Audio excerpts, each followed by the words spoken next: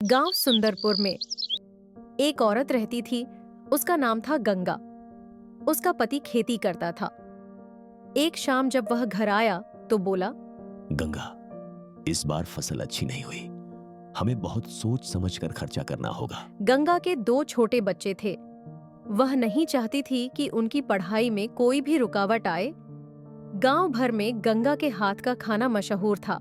लोग अक्सर कहते, अगर मेहमान आ जाए तो गंगा को बुला लो, उसके हाथ का खाना खिला दो। यही सोचकर गंगा ने ठान लिया, वह अपने स्वादिष्ट भोजन से लोगों का पेट भी भरेगी और अपने परिवार का गुजारा भी करेगी।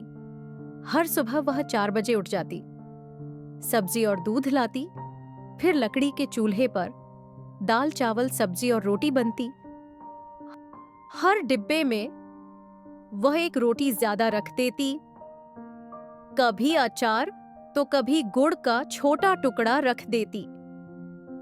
गंगा कहती, खाना सिर्फ पेट भरने के लिए नहीं, दिल खुश करने के लिए भी होना चाहिए। धीरे धीरे पूरे गांव में लोग उससे डिब्बे लेने लगे। सबको उसके हाथ का बना खाना बहुत पसंद आता। पर गांव में एक और औरत थी, पार्वती। उसने भी डिब्बे बांटना शुरू किया, लेकिन लालच में बासी सब्जी सस्ता तेल में खाना बनाती। शुरू में लोग दोनों से डिब्बे लेते रहे, पर जल्द ही फर्क साफ हो गया।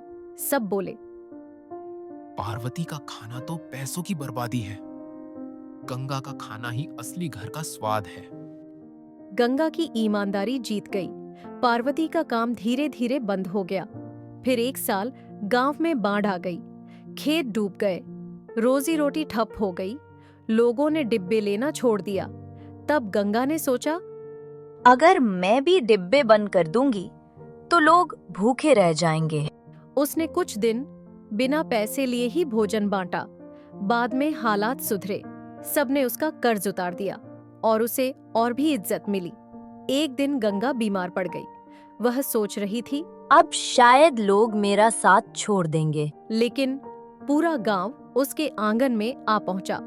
मजदूर ने सब्जी काटी, लड़कियों ने रोटी बेली, अध्यापक ने डिब्बे पहुंचाए। गंगा की आंखों से आंसू बह निकले।